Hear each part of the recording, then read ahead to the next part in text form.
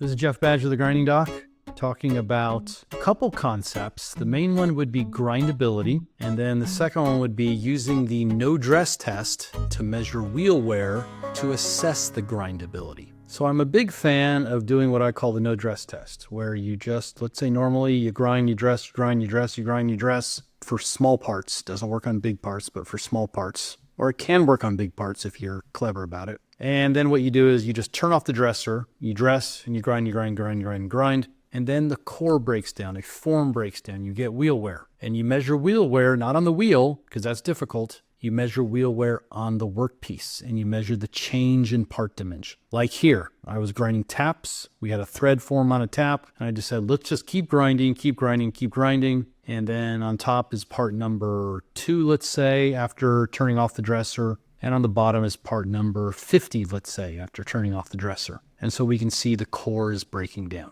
Now we're going to have to scrap those parts or rerun them. But what it'll do is it'll tell us how much wheel wear we're getting. Now, this was a company in Japan years ago I visited. Can't give you all the details, but I do have permission to share this. And this company was claiming that certain steel grades were easier to grind than others. I said, okay, that's very possible, because different steel suppliers have different methods of cooking their steel, concocting their steel, baking their steel, heat treating it, whatever. And so an easy way to determine the grindability is by measuring the power. And we did that. I'm not going to show it here, but we measure the grinding power. And if it's more difficult, if it's more difficult to grind, lower grindability, it's going to generate more grinding power because the grits in the wheel are going to become dull quicker. And then number 2, if it's a more difficult to grind material, the wheel is going to wear more quickly, mostly because the grits are going to become dull, the forces increase on the grits, and then the grits pop out of the bond material or fracture more quickly. So here we did a quick test where we ground black parts, let's call them,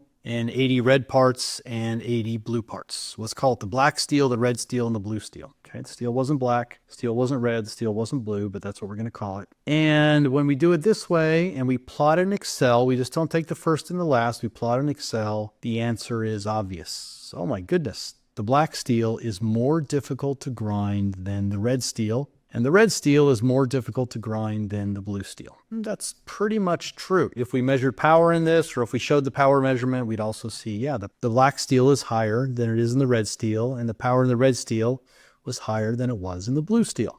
Okay? And the black steel lost about 40 microns over 28 parts.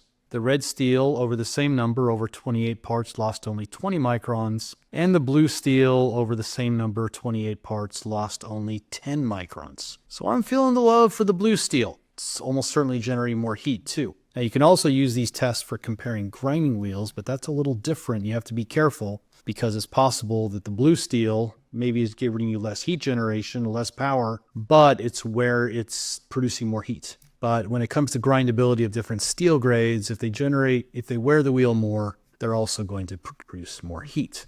And I said, okay, well, let's repeat the test just to make sure. So we did it on a different operation. And this time we did producer 1 and producer 3, but not producer 2. And we got more or less the same result. The black steel, after 6 parts, had worn away 20 microns. The red steel, after 6 parts, had worn away, let's take the slope of the line, maybe 13 microns. 20 divided by 13 is kind of close to this one, where we had 38 divided by 20, something in the same ballpark. So here we can say with confidence, yeah, man, I'm sorry, but the facts speak for themselves. The black steel is more difficult to grind in both cases than the red steel. So this is what I teach in my grinding courses, and these are examples that are given in the 4,000-page book of grinding. You can try to figure it out yourself. You will eventually figure it out. You'll eventually reach the same conclusions I did, but you might end up with an extra 6 months of messing around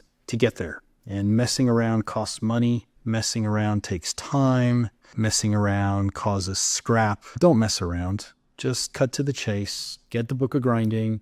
See how it should be done, learn about grinding, and then when you go do your test or do whatever, you have a much better chance of getting it right the first time instead of a third time. Time is money, and saving money in the process.